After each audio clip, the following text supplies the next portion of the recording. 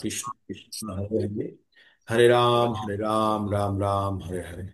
हरे कृष्ण कृष्ण कृष्ण हरे हरे, हरे राम राम हरे हरे। ओम नमो भगवते वासुदेवाय। ओम नमो भगवते वासुदेवाय। ओम नमो भगवते वासुदेवाय। সকল ভক্তবৃন্দকে আমার সশ্রদ্ধ প্রণাম, আপনাদের চরণ বন্দনা করে সকালের ভগবদ গীতার ক্লাস আমরা শুরু করি। এবং আজকেও সে তার কোনো অন্যথা হবে না। ভগবদ গীতা ভগবানের মুখ নিঃসৃত বাণী। আর ভগবদ গীতা থেকে আমরা যেটা জানতে পারি সেটি হচ্ছে পাঁচ প্রকারের জ্ঞান, যেটা অর্জুনকে কুরুক্ষেত্রে যুদ্ধক্ষেত্রে ভগবান দিয়েছিলেন। বিষয় পাঁচটি কি কি? প্রথম হচ্ছে ঈশ্বর, জীব, প্রকৃতি, সময় এবং কর্ম। এই পাঁচটি বিষয়সমূহের মধ্যে প্রথম চারটি, ঈশ্বর, জীব, প্রকৃতি আর সময়, এটি ঈশ্বরের নিয়ন্ত্রণাধীন। যদিও কর্মটাও, কিন্তু আমাদের কর্মের জন্য আমাদের আমাদের সুযোগ আছে, আমাদের স্বাধীনতা আছে। কর্ম আমরা খুঁজে বার করার, বা কোনটি আমরা করব সেটার জন্য আমাদের স্বাধীনতা ভগবান দিয়েছেন। মানে আমাদেরকে ভগবান রোবট বানান নিয়ে। তো এই অবস্থাতে ভগবান, তাহলে কি গুরুত্বপূর্ণ আমাদের জীবনে? কর্ম অত্যন্ত গুরুত্বপূর্ণ। আর এই কর্ম আমরা কাকে কর্ম বলে না বলে, কি করা উচিত না করি, কোথায় থেকে জানবো আমরা যদি আমরা শ্রবণ অথবা পঠন না করি? আমরা যে কোনো জ্ঞান অর্জন করতে গেলে দুটো রাস্তা থাকে, একটা হচ্ছে শ্রবণ, কান, আর দ্বিতীয় রাস্তাটি হচ্ছে চোখ, পঠন। তো যেহেতু এটি বৈদিক শাস্ত্র, বৈদিক শাস্ত্রের অপর নাম হচ্ছে শ্রুতি। কারণ এটি অত্যন্ত পুরনো ঘটনা বা পুরনো তথ্য। তাই আমাদের সেই সময়তে লিখনের ব্যবস্থা ছিল না, তাই সবকিছুই শ্রবণের মাধ্যমে মস্তিষ্কের ভিতরে রাখা হতো। তো সেই জন্য সেই পরম্পরা অনুযায়ী আমরা শ্রবণের উপরে ভীষণ জোর দেব। আমরা শ্রবণ আর তার সঙ্গে একটু যদি পঠন করলে আরো শক্তিশালী হয়, সেটা আমরা করব। তো এই শ্রবণের মাধ্যমে আমরা কি করি? জ্ঞান অর্জন করি। 1 থেকে 6 নম্বর অধ্যায় পর্যন্ত কর্মযোগ। কর্মযোগে অর্জুনকে ভগবান বিভিন্ন যোগের কথা বলেছেন। সেখানে কর্মযোগের কথা বলেছেন, সাংখ্য যোগের কথা বলেছেন, সেখানে তিনি বলেছেন জ্ঞান যোগের কথা বলেছেন, সেখানে ধ্যান যোগের কথা বলেছেন, কর্ম সন্ন্যাস যোগের কথা বলেছেন। বলে অর্জুনকে শেষে তিনি কি বললেন? যে এর মধ্যে সব থেকে শ্রেষ্ঠ হচ্ছে ভক্তি যোগ। তাই তুমি যোগী হও অর্জুন, তুমি যোগী হও। তাই অর্জুন যোগী হতে গেলে বা ভক্তি হতে গেলে কারোর সম্বন্ধে কখনো আমাদের প্রেম বা ভক্তি কিভাবে জাগে তার প্রতি, কারোর প্রতি তার সম্বন্ধে আগে জ্ঞান অর্জন করতে হয়। তাকে আগে তার সম্বন্ধে জানতে হয়। তো জানার জন্য আমরা দুটো রাস্তা ব্যবহার করেছি, একটা হচ্ছে কর্ণ আর একটা হচ্ছে চক্ষু। তো হয় আমরা চোখে দেখে তার প্রতি আমাদের প্রেম জাগ্রত হবে, অথবা তার সম্বন্ধে শ্রবণ করে আমাদের প্রেম জাগ্রত হবে। তাই ভগবান সম্বন্ধে আমরা যখন শ্রবণ করব, বারবার শ্রবণ করব, তখন ভগবানের প্রতি আমাদের বিশ্বাসযোগ্যতা বাড়বে। আর তখনই আমাদের ভগবানের প্রতি আকর্ষণ বাড়বে। তবে ভগবান সম্বন্ধে জানতে গেলে, ভগবান ভগবান মনে করুন একটি বিশাল বিশাল কায় হাতি, আর আমরা হচ্ছি যে ব্যাকটেরিয়ার মতো, যে একদম পিঁপড়ের থেকেও, পিঁপড়েরও 1 লাখের ভাগের 1 ভাগ। এবার ভগবানের পায়ের কাছে আমরা আছি। এবার যদি মনে করুন ওই পিঁপড়ে বা পিঁপড়ের থেকেও আরো সূক্ষ্ম জীব ওই হাতিটাকে কিভাবে বুঝতে পারবে? বুঝতে পারবে না। কিন্তু হাতি যদি নিজে ব্যাখ্যা করে কাকে, ওই সূক্ষ্মাতিতম সূক্ষ্ম যে জীব আছে পায়ের কাছে, পিঁপড়ের থেকেও ছোট, সেই জীবকে যদি ওই জীবের ভাষায় যদি ব্যাখ্যা করে, তাহলে কিন্তু জীব ঈশ্বর সম্বন্ধে বা হাতি সম্বন্ধে জানতে পারবে। তো তেমনি ভগবান যদি নিজে তার স্বরূপ সম্বন্ধে না বলে, তাহলে আমাদের মতো অতি ক্ষুদ্র জীব কিছুতেই জানতে পারবো না। তাই ভগবান এই যে কুরুক্ষেত্রের যুদ্ধক্ষেত্রে যে সিচুয়েশনটা তৈরি হয়েছিল, তখন এই জ্ঞান প্রদান করার জন্য একটি মাধ্যম হিসাবে ব্যবহার করেছেন। তো ভগবান 1 থেকে 6 নম্বরে জ্ঞান দেওয়ার পরে ভগবান 7 নম্বরে আমরা প্রবেশ করেছি। কিসে? আমরা 7 নম্বরে প্রবেশ করেছি।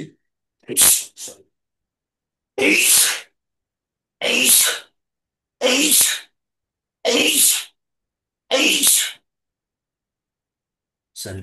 7 নম্বরে আমরা প্রবেশ করেছি। আমরা জ্ঞান বিজ্ঞান যোগ, 7 নম্বরে ভক্তি যোগের প্রথম অধ্যায় এটি।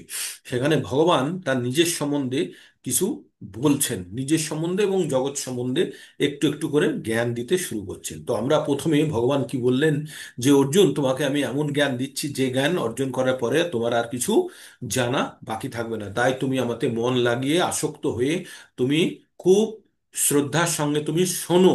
আর তুমি যদি একবার শোনো তাহলে তোমার মনের মধ্যে আর কোনো সংশয় থাকবে না।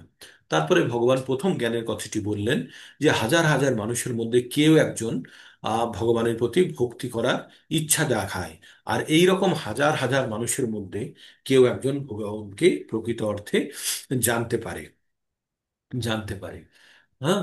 আর যখন ভগবানকে জানতে পারে তত্ত্বগতভাবে হাজার হাজারের মধ্যে থেকে, তখন কি হয়, সে জন্ম কর্ম চ মে দিব্যম এবং যো ব্যক্তি তত্ত্বতঃ তত্তাদেহং পুনর্জন্ম নৈতি মামেতি সাহার্জুন। বলছে জন্ম আর কর্ম আমার অতি দিব্য, এটি এই জ্ঞান যে অর্জন করে গেছে তার শরীর ত্যাগের পরে আর তাকে পুনরায় জন্মগ্রহণ করতে হয় না। আচ্ছা, একটা জিনিস আমরা বারবার বলি, জন্ম মৃত্যু চক্র, পুনর্জন্ম, এগুলো কি? এগুলো এগুলো হচ্ছে আমাদের অসুবিধা, আমাদের কষ্ট। আমরা যখন জড়জগতে আছি, আমরা 4টে কষ্টের মধ্যে দিয়ে যাই। প্রথম হচ্ছে জন্মগ্রহণ করার সময় আমরা 9 মাস 10 মাস মাতৃগর্ভে থাকি, তখন একটা চরম কষ্টের অবস্থা। হয়তো সেগুলি আমাদের স্মরণ নেই, কিন্তু প্রচন্ড কষ্টের অবস্থা। আর সেই অবস্থার পরে কি হয়, আমাদের যখন আমরা ছোটবেলাতে ভূমিষ্ঠ হই, তখন আমরা আস্তে আস্তে সেই কষ্টের কথা কিছুটা ভুলি। আর কি ভুলি, যখন আমরা জড়জগতে মায়ার ভিতরে চলে আসি, তখন আমরা কিন্তু সম্পূর্ণরূপে ওই যে কষ্টের কথাগুলি ভুলে যাই। আর জড়জগতে আমরা বা এই জগতে এসে আমরা কিছু কিছু আনন্দের উৎস খুঁজে পাই, সুখের উৎস খুঁজে পাই, যেগুলির জন্য আমরা আরো মোহে আটকে যাই। কিন্তু একটা জিনিস জানতে হবে, তারপরে কি হয়। প্রত্যেক মুহূর্তে আমাদের জীবনের কষ্ট, কেউ বলতে পারবেন যে তার জীবনে কষ্ট নেই? প্রত্যেকটা ব্যক্তির জীবনে কষ্ট আছে, হ্যাঁ, কষ্টের মাত্রা আলাদা।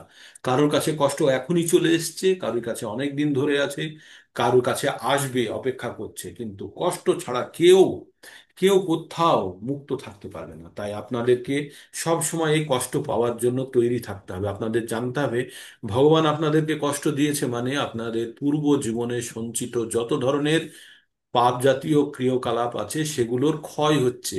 সেগুলোকে ক্ষয় করতেই হবে। আপনি যদি কারোর থেকে ধার নিয়ে থাকেন, সে ধার একদিন না একদিন শোধ করতেই হবে, না হলে আপনাকে ঋণী বলা হবে। তাই আমরা কখনো না কখনো আমরা এই ধরনের ধার করে বসে আছি। ধার মানে হচ্ছে আমরা ভোগ করেছি অথচ তার পরিবর্তে আমরা যেটা দেওয়ার কথা সেটা দিইনি, বা কোনো আমরা পাপ কাজ করেছি, সেই জন্য আমরা আজকে কষ্ট সহ্য করছি। তাহলে এটা আমাদের জীবনের মধ্যে রয়ে যাবে।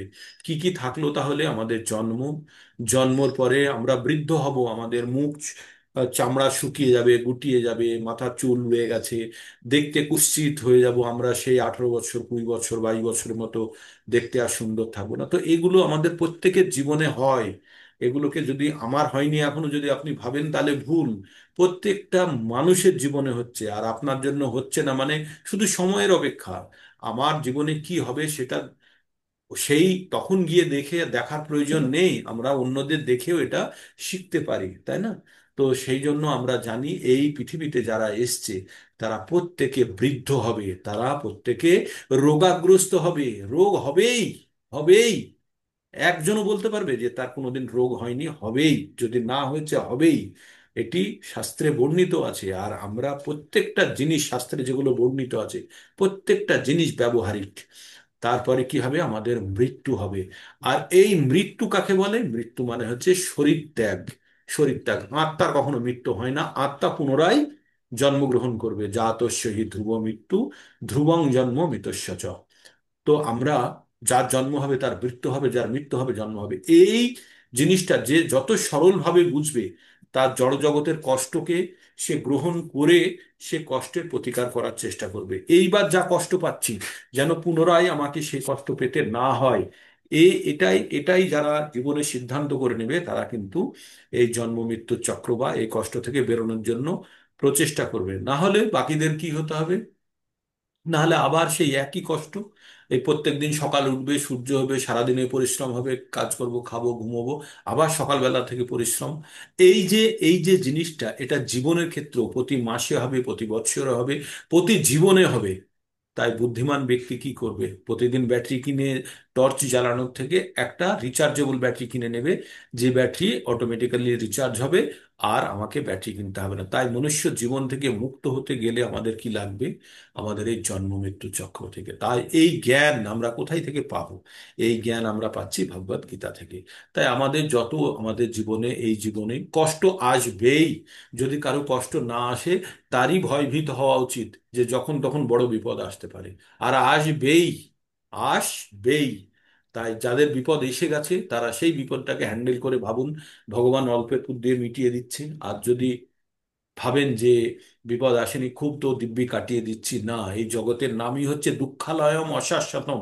আর এই দুঃখালয় মানে, আপনি হরর মুভি দেখতে গেছেন, আর আপনি যদি ভাবেন যে ভয়ের মুভি বা ভূতের পিকচার দেখতে গেছেন, সিনেমা দেখতে গেছেন, আর যদি গিয়ে ভাবেন যে এখানে ভালো ভালো রোমান্টিক গান হবে, ভূত টুটকো দেখতে চায় না, তাহলে তো হবে না। ভূতের সিনেমাতে ভূতই থাকবে, তাই না?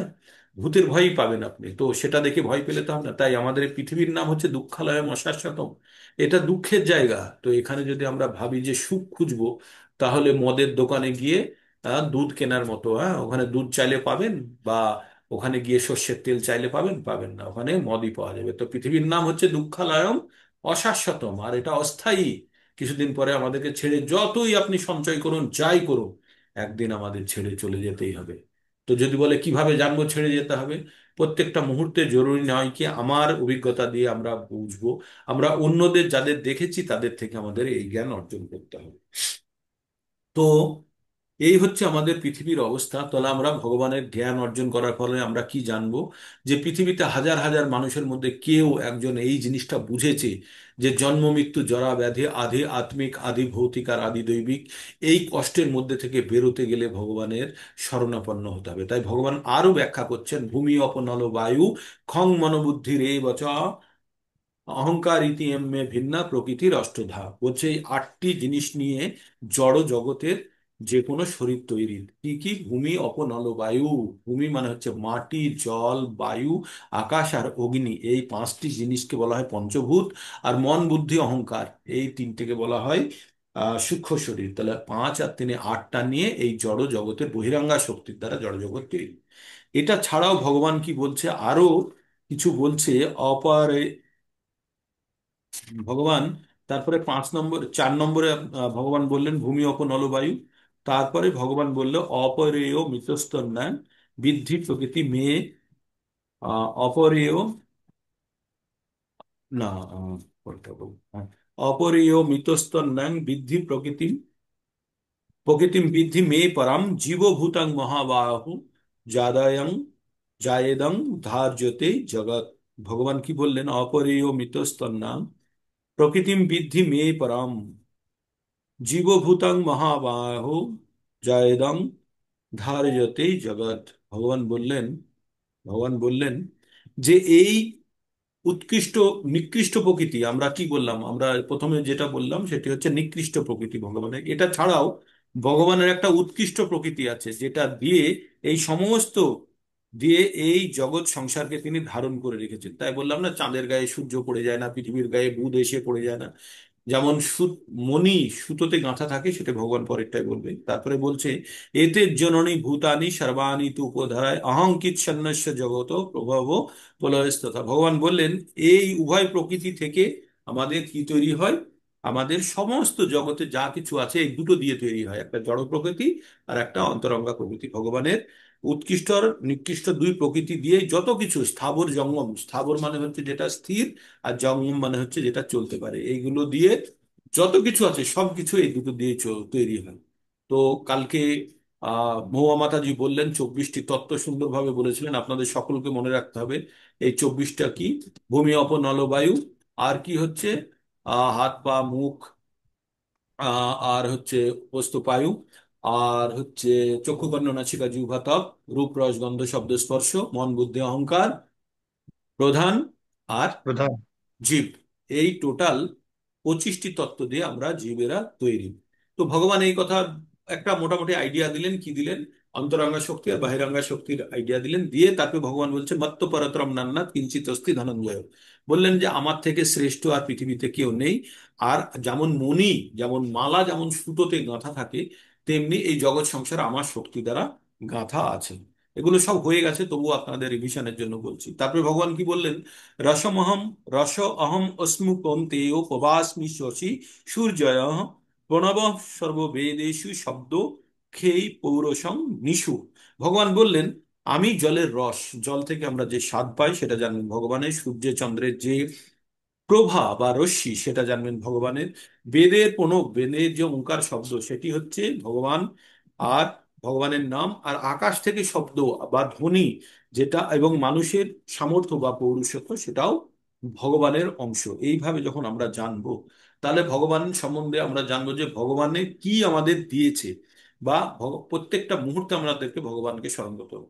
তারপরে ভগবান কি বললেন, পুণ্য গন্ধা পৃথিব্যাং চ তেজ অস্মি বিভাষয় জীবনাং সর্বভূতেষু তপস্যাস্মি তপস্বিষু। ভগবান কি বললেন, আমি পৃথিবীর পবিত্র গন্ধ, আমি অগ্নির তেজ, আমি সর্বভূতের জীবন, এবং আমি তপস্বীদের তপ। এই যে আমরা সকালবেলায় এই ভগবানের নাম করার যে শক্তি বা সামর্থ্য আমরা জোগাড় করছি কোথায় থেকে, এটাও ভগবানের দেওয়া। তাহলে ভগবান সকলকে দেয়নি, কেন দিয়েছে সকলকে, সকলে সেটাকে ঠিকভাবে ব্যবহার করতে পারছে না, তাই এটিকে ভগবান আমাদের দিয়েছে না।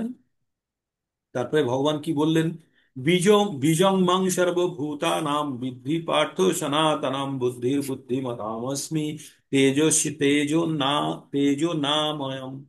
ভগবান কি বললেন, বীজহম সর্বভূতানাম বীজমাং সর্বভূতানাম বিদ্ধি পার্থ। এ পার্থ, তুমি জানবে প্রত্যেকটা জীবের যে বীজ সেটি হচ্ছে আমি, আর প্রত্যেকের যে বুদ্ধি আর তেজ সেটিও হচ্ছে আমারই দেওয়া। তারপরে ভগবান বললেন, বলো বলবতামস্মি কাম ও রাগ বিবর্জিতম ধর্ম বিরুদ্ধ ভূতেষু কামস্মি ভারত সেবা। হে অর্জুন, হে ভারত শ্রেষ্ঠ অর্জুন, আমি তোমায় বলি যে আমি প্রত্যেকটা ব্যক্তির বল, কোন বল, কাম ও রাগ বিবর্জিত, যে যে বলের মধ্যে কাম এবং রাগ নেই। মানে কাম মানে হচ্ছে কোনো জিনিস তীব্রভাবে পাওয়ার ইচ্ছা, ভৌতিক জিনিস তীব্রভাবে পাওয়ার ইচ্ছাকে বলা হয় কাম। তো এই বলছে কাম ও রাগ ও বিবর্জিত আমি বল, আর ধর্মের অবিরোধী, অবিরোধী কাম রূপে আমি প্রাণীদের মধ্যে বিরাজমান। মানে আমি কাম হতে পারি, কিন্তু সেটা ধর্মের অবিরোধী হবে না। তার কালকে ব্যাখ্যা পড়েছিলাম। তারপরে 12 নম্বরে যেটা কালকে পড়েছিলাম, 12 পড়েছিলাম, সেখানে ভগবান কি বলছেন, এ চৈব সাত্বিকা ভাব রাজসা তামসাশ্চ যে মৎস্যয়ে বেতি তান বিদ্ধি নাস্তাহং তেষু তে মহি। এ চৈব সাত্বিকা ভাবা রাজসাস তামসাশ্চ ये এ মত্তয়েবিতি তন্মৃদ্ধি নত্তহং তেষু তে মই। ভগবান বললেন সমস্ত গুণ, কি কি গুণ, সাত্বিক রাজসিক এবং তামসিক ভাবসমূহ আমার থেকে উৎপন্ন। কোথায় থেকে এসেছে, ভগবানের থেকে উৎপন্ন হয়েছে জানবে।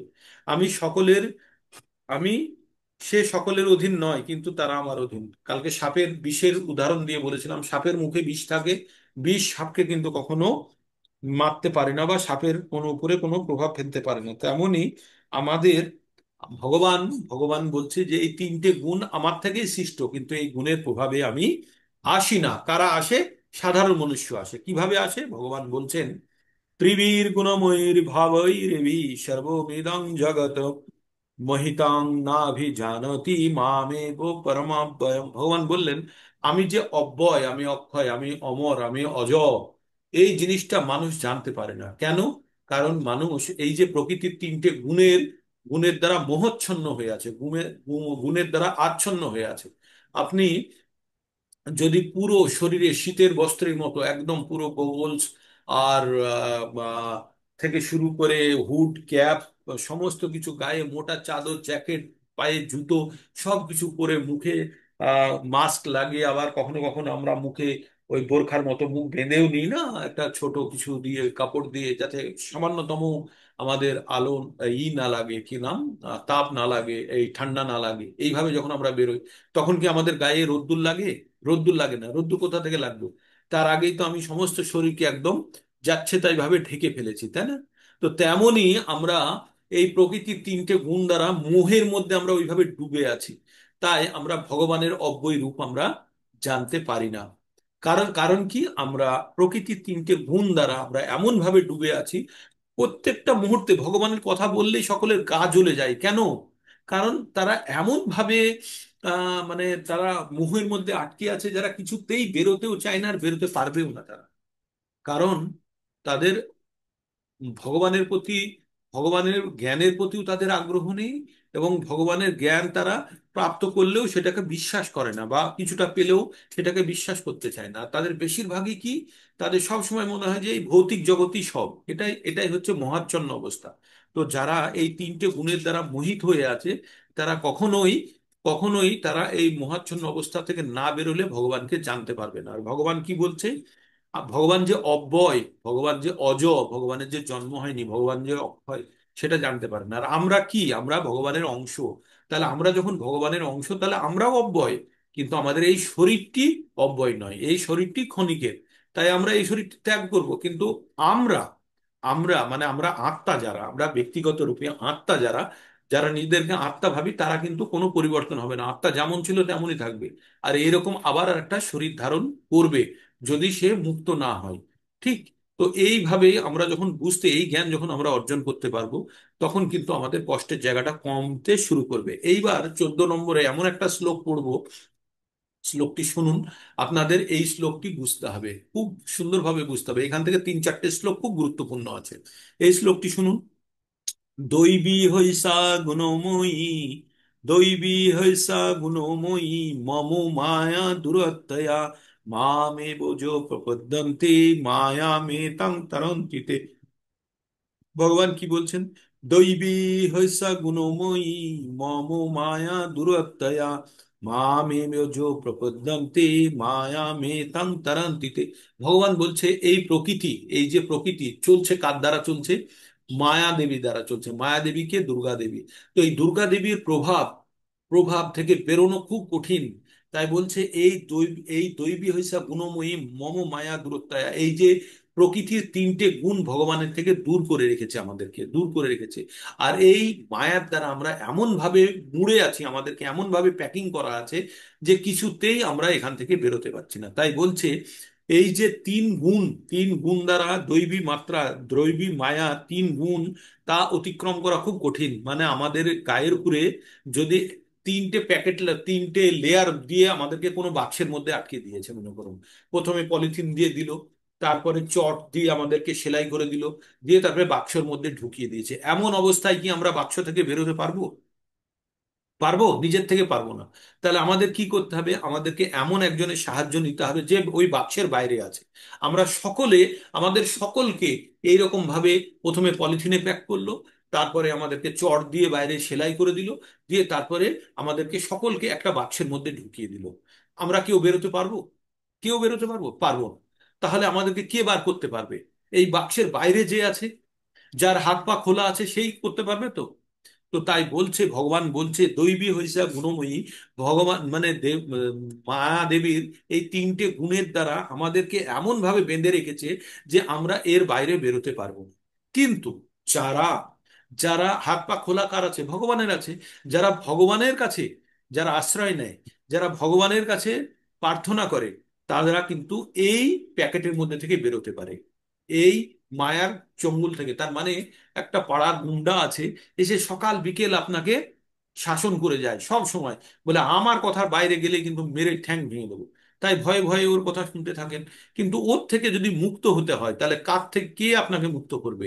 ওর যে বস আছে তার কাছে যদি আপনি যদি রিপোর্টটা করেন যে ও এসে আমাকে সব সময় কষ্ট দেয়, আপনি একটু দেখুন, তো তখন সে কি বলবে? তাকে বলবে, এই রাজু, কাল থেকে তুই গিয়ে যদি না একটু ভয় দেখেছিস, তাহলে তোর ঠ্যাং ভেঙে দেবো। তুই একদম আমার ওই ভক্তটাকে তুই কিন্তু ডিস্টার্ব করবি না। যদি ভগবান এরকম বলে দেয়, বা ওর বস, রাজুর বস, রাজু যদি গুন্ডা হয়, তার যদি বস যদি তাকে বলে যে না, তুই তুই যা কর, কিন্তু ওকে তুই ডিস্টার্ব করবি না, আর কি সে এসে আপনাকে ডিস্টার্ব করবে? তাই বলছে, ভগবান বলছে যে এই যে মায়া দেবী একটু ভগবানের বহিরাঙ্গ শক্তি।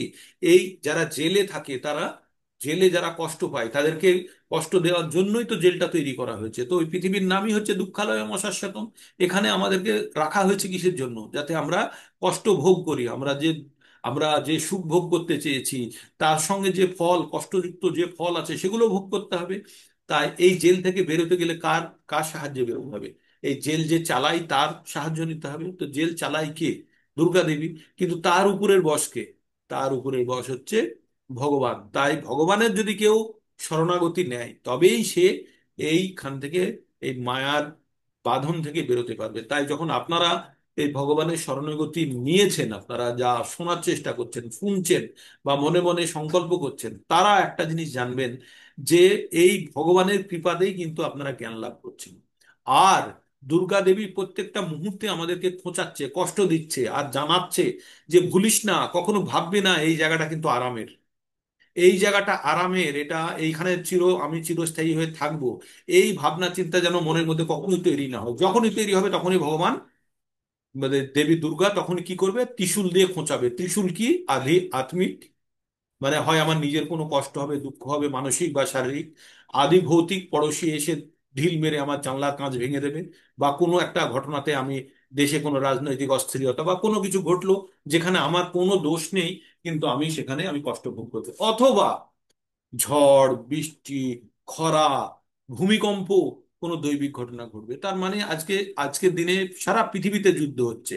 আপনি ভাবুন তো, যেখানে যুদ্ধ হয়, ইউক্রেন, রাশিয়া, ওখানে কি কষ্ট মানুষদের। গাজাতে আপনারা যদি টিভিতে দেখবেন, বাড়ির পর বাড়ি একদম ধ্বংস হয়ে গেছে, আর প্রচুর লোক মারা গেছে। তাদের কি কষ্ট, তারা রিফিউজি ক্যাম্পে আছে, সেখানে খাবার পায় না, থাকতে পায় না। এক একটা লোকের ওজন 20 কেজি 25 কেজি পর্যন্ত কম হয়ে গেছে না খেয়ে না খেয়ে। তো এই কষ্টগুলো কেন?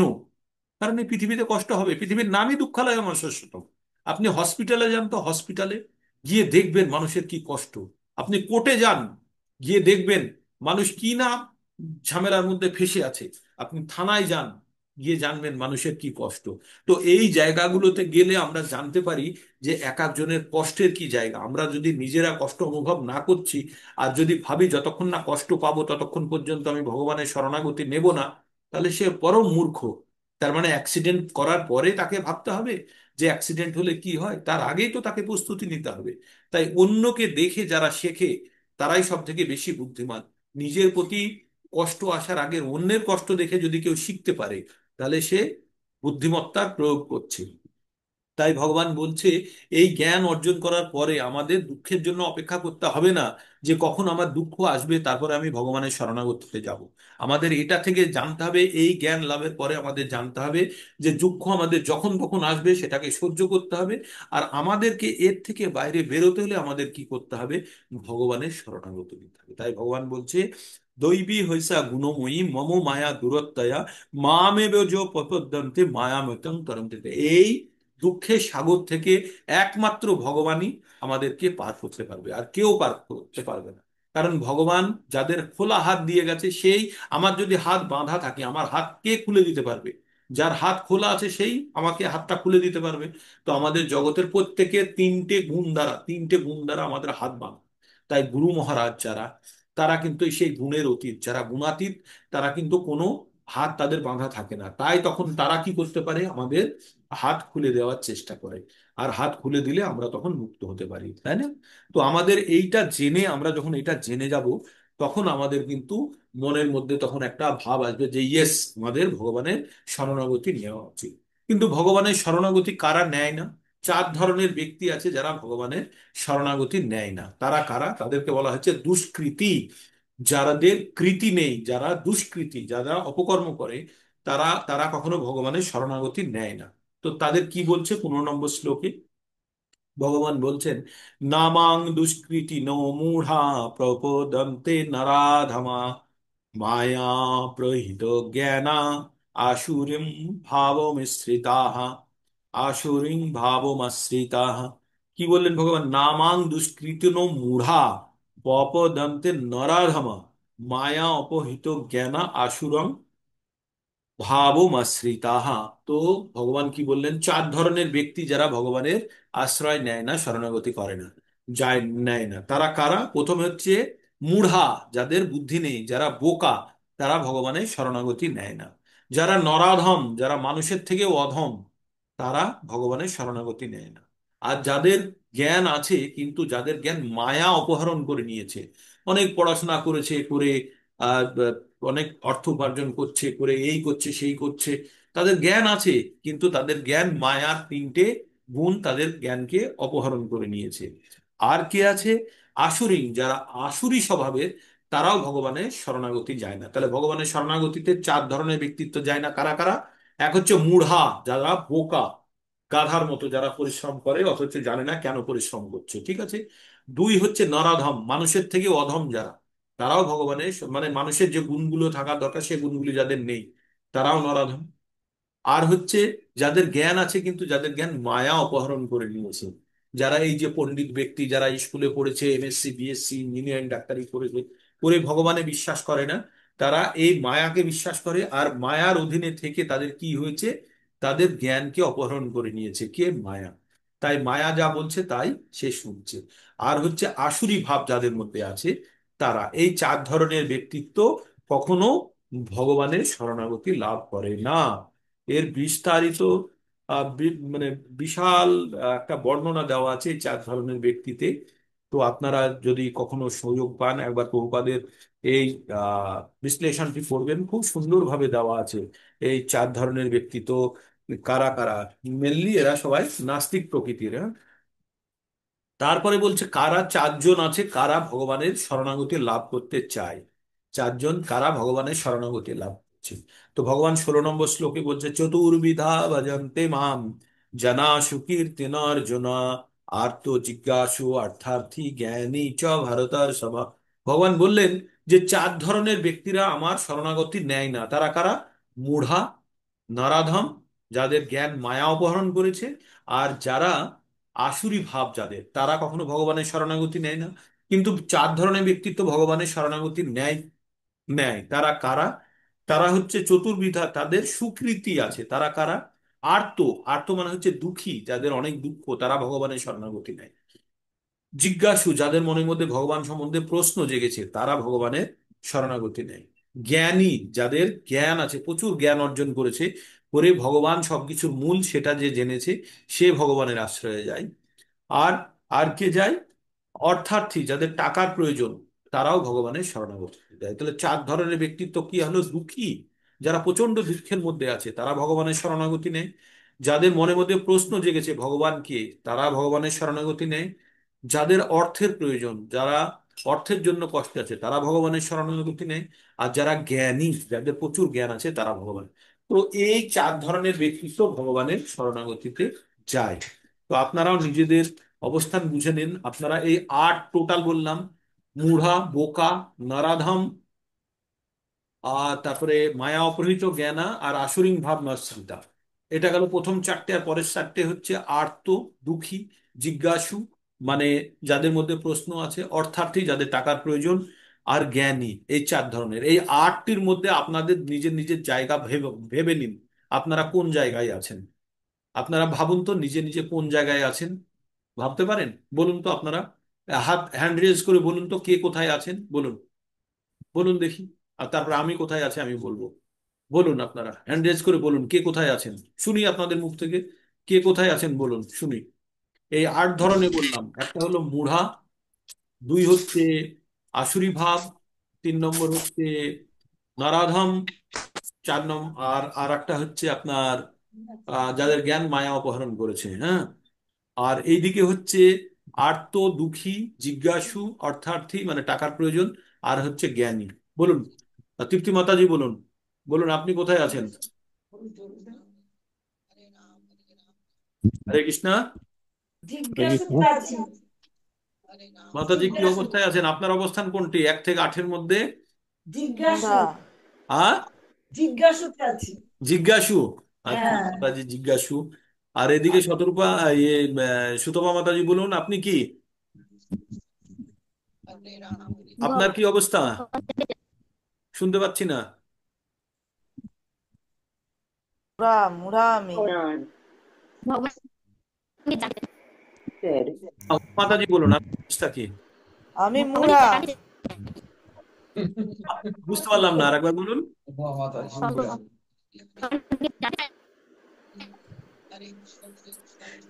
কি বলুন, নিজের নিজের অবস্থা বলুন। আমার শব্দ আছে না? কথা শোনা যাচ্ছে না। আমি তো মুড়া। বুড়া, বাহ বাহ, খুব সুন্দর। খুঁজে আমি একজনকে খুঁজে পেয়েছি যে মুঢ়া। আমি তো নিজেও মুঢ়া, সেই জন্য আমি বলছি নরাধাম। সেই জন্য ভাবছি যে কেউ আছে কিনা, আমি তাই খুঁজছিলাম। আর বাকিরা জ্ঞানী কজন আছে? জ্ঞানী জ্ঞানী জ্ঞানের আর লেশ মাত্র নেই আমার। মুঢ়া। আচ্ছা, আর আর উমা মাতাজি বলুন, কি অবস্থায় আছেন? হ্যাঁ, কথা শোনা যাচ্ছে না। জিজ্ঞাসু। আচ্ছা, জিজ্ঞাসু। গুড। আর কেউ? আর কেউ নিজে ব্যক্ত করবেন কি অবস্থায় আছেন? হুম, আর কেউ আছেন? আমি নরাধম ডাকতে নরাধম। চাই। নরাধম। ঠিকই আছে, আমরা সব প্রথম মুড়া সে মুড়া। মুঢ়া আর নারাধাম। হ্যাঁ, মুঢ়া আর নারাধামেই ভর্তি আমরা বেশিরভাগই তার মধ্যে যদি এক একজন জ্ঞানী থাকতে পারে, কিন্তু আমি তো জানি মুঢ়া এবং নারাধামেই ভর্তি আমরা বেশিরভাগ, হ্যাঁ। তো জ্ঞানের আমরা লেশ নেই প্রভুজি। তো আমাদের কি করতে হবে? মুঢ়া নারাধাম যদি তিন ধরনের আপনি মূর্খ। হুম, না, আপনি জ্ঞানী। কেউ আমরা কেউ ভগবান ভক্তির দিকে অগ্রসর হতে পারিনি, আমরা সবাই চেষ্টা করছি। তাই এই যে 8টি প্রকারের মধ্যে থেকে প্রথমটি থেকে বেরিয়ে দ্বিতীয়র মধ্যে আসতে হবে আমাদের, হ্যাঁ, আমাদের দ্বিতীয়র মধ্যে আসতে হবে। সংস্কৃতি আমাদের সামান্য আছে, তাই আমরা এখানে আর্ত, আমরা দুঃখী, জিজ্ঞাসু, অর্থার্থী, টাকার প্রয়োজন, আর জ্ঞানী। তো এই 4টি পর্যায়ের মধ্যে কোনো একটা জায়গাতে আমাদের এসে পৌঁছতে হবে, ঠিক আছে? তাই আমরা নিরন্তর চেষ্টা করছি। মাতাজি বলেছিলেন জিজ্ঞাসু জিজ্ঞাসু, কিছুটা হলেও ঠিক, ঠিক আছে। তো আমরা তাহলে এই 4 ধরনের ব্যক্তিরা কারা? ভগবানের শরণাগতি চাই। এবার এর মধ্যে ভগবান বলছে তার মধ্যে শ্রেষ্ঠ কে? তার মধ্যে ভগবান বলছে শ্রেষ্ঠ কে? বলছে, ভগবান বলছে এই 4 প্রকার ভক্তের মধ্যে যারা সব সময়, মানে 4 প্রকার ভক্ত, এরা সকলেই ভক্ত, কিন্তু এর মধ্যে সব থেকে শ্রেষ্ঠ হচ্ছে কে? জ্ঞানী। কেন? সে জেনে শুনে ভগবানের ভক্তি করতে এসছে, আর বাকিরা প্রয়োজনে এসছে, আর্ত, দুঃখী, তারা কোনো আশ্রয় নেই, তাই সে ভগবানের কাছে এসছে। অর্থাৎ জিজ্ঞাসু, সে কিছু জানার জন্য এসছে। অর্থার্থী, তার টাকার প্রয়োজন, সেই জন্য সে এসছে। কিন্তু জ্ঞানী, সে সমস্ত কিছু ভগবান সম্বন্ধে জ্ঞান অর্জন করার পরে ভক্তিতে এসছে। তো জ্ঞানী ভগবানের কাছে সবচেয়ে প্রিয়, তাই ভগবান বলছেন তেষাং জ্ঞানী নিত্যযুক্ত এক ভক্তি বিশিষ্যতে প্রিয় হি জ্ঞানীন অত্যর্থম অত্যর্থম স চ মম প্রিয়।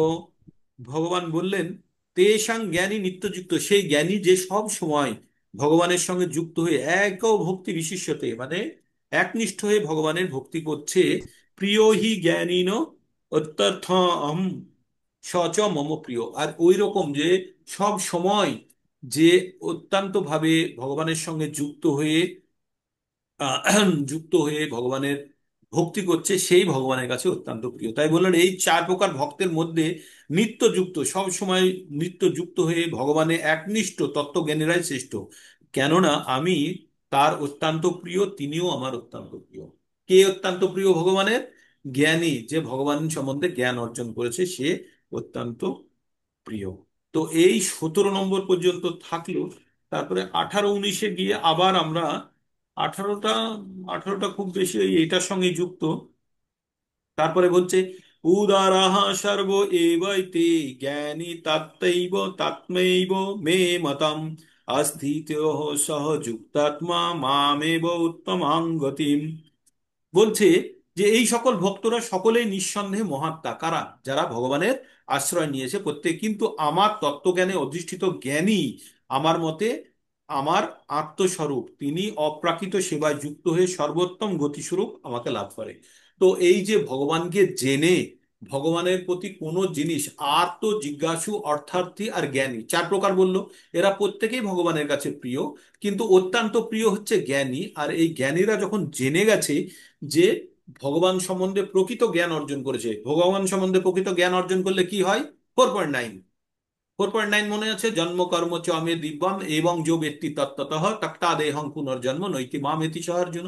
তো ভগবানের জন্ম কর্ম যে দিব্য, এটা যে জেনে গেছে, সে দেহ ত্যাগের পরে আর সে দেহ গ্রহণ করবে না। তাই এখানে বলছে সকল ভক্তরাই নিঃসন্দেহে মহাত্মা।